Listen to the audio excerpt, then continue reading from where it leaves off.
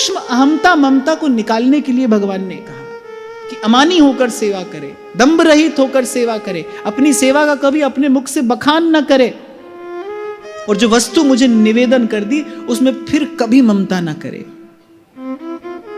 ये शास्त्र की बात मैंने आपको बताई कि ब्राह्मण भी यदि उसे ग्रहण करे तो उसे निम्न कोटि का माना जाता है।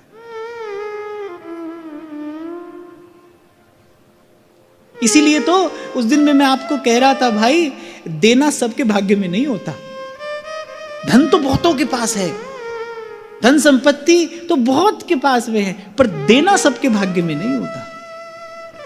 जो देता है उसे पहले प्रभु अपना गुण प्रदान करते हैं, तब कोई दे पाता है। देना एक गुण है, देना एक कला है, देने की एक विधि है।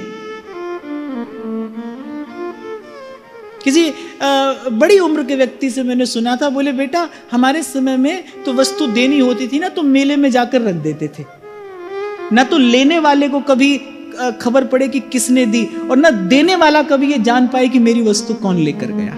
ऐसे वस्तु दी जाती थी। इसे कहते हैं देना, इसे कहते हैं निवेदन करना। अमानी होकर, दंभ रहित होकर देना ही देना है।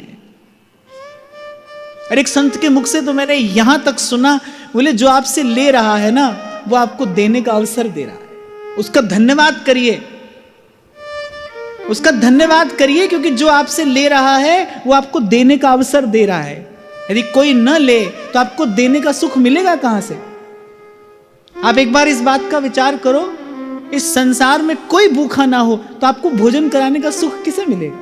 जो भूखे को भोजन कराकर आत्मा को सुख मिलता है, वो सुख हमें कहां से मिले, कोई भूखा ही ना हो तो? इसलिए संत कहते हैं जो ले रहा है वो भी नारायण है, जो दे रहा है वो भी नारायण है। इसलिए हमारे यहां जब सेवा होती है तो कहते हैं दरिद्र नारायण की सेवा है। उसके रूप में कौन आया? उसके रूप में भी नारायण ही आए, हमें देने का सुख प्रदान करने के लिए भगवान आए। संतों के पास रहकर इस प्रकार सेवा की विधि सीखी जाती है, संत जन सिखाते हैं। आगे कहते हैं भगवान,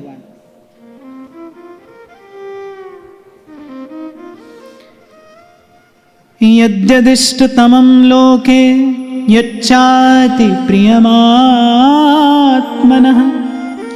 तत्तन्निवेदयेन्मह्यं तदानन्त्याय कल्पते। फिर भगवान कह रहे हैं जो